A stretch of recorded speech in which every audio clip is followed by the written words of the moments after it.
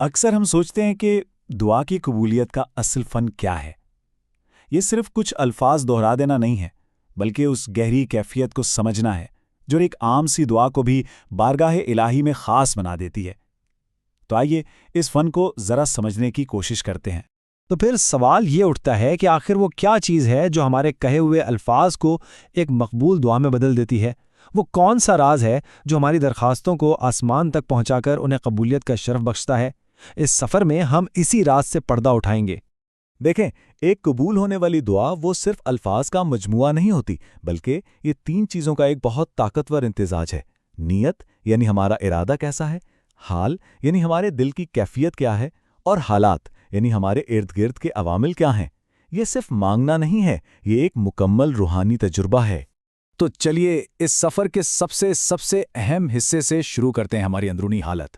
ہاتھ اٹھانے سے بھی پہلے اصل کام تو دل کے اندر شروع ہوتا ہے، اور یہی وہ بنیاد ہے جس پر قبولیت کی پوری عمارت کھڑی ہوتی ہے۔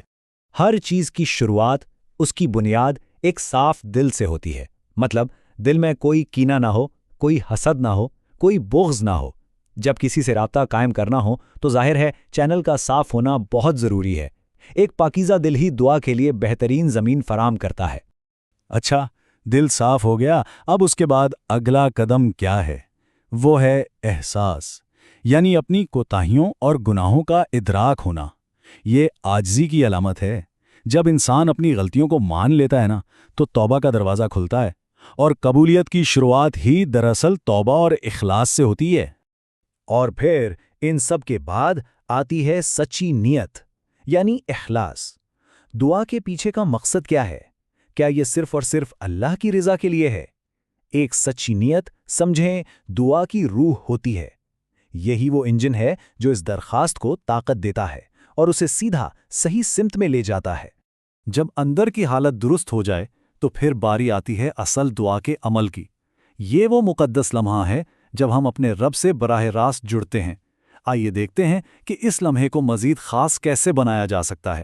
تو اس کے 3 اہم اقدامات ہیں۔ سب سے پہلے اللہ کے نام سے شروع کریں، بسم اللہ یا درود شریف پڑھیں۔ پھر دوسری چیز، ایک طاقتور لمحے کا انتخاب کریں، جیسے سجدے میں، تہجد کے وقت یا افطار کے وقت، جب دل بہت ہلکا اور پرسکون ہوتا ہے۔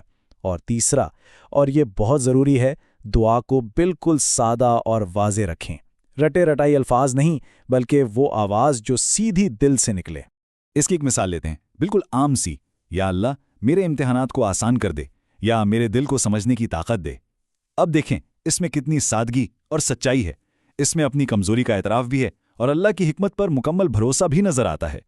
اکثر لوگ سمجھتے ہیں کہ دعا مانگ لی بس کام ختم، لیکن اصل کام تو اب شروع ہوتا ہے۔ دعا کے بعد کی ذہنی کیفیت اتنی ہی اہم ہے جتنی کہ دعا خود۔ تو دیکھتے ہیں کہ آگے کا راستہ کیا ہونا چاہیے۔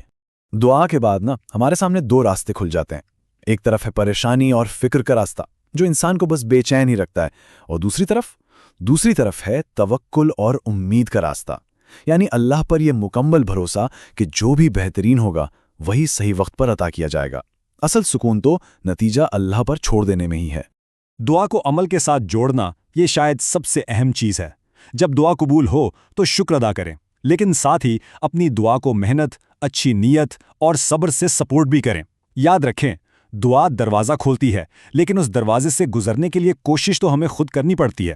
چلیے اب ہم اس پوری گفتگو کے آخری اور شاید سب سے دلچسپ حصے کی طرف بڑھتے ہیں۔ وہ ایک سنہرا اصول جو ان تمام باتوں کو ایک لڑی میں پرو دیتا ہے۔ تو وہ سنہرا راز آخر ہے کیا؟ تو یہ ہے قبولیت کا فارمولا۔ اسے غور سے دیکھیں۔ سچی نیت، اس میں جمع کریں سکون یعنی اندرونی امن اور توکل، اور پھر اس میں شامل کریں عمل یعنی مسلسل کوشش، اور ان تینوں کا مجموعہ کیا بنتا ہے؟ قبولیت۔ نیت بنیاد ہے، سکون عمارت ہے، اور عمل اس عمارت کی تکمیل کرتا ہے۔ اور چلیے اس تجزیے کو اس ایک گہرے سوال پر ختم کرتے ہیں۔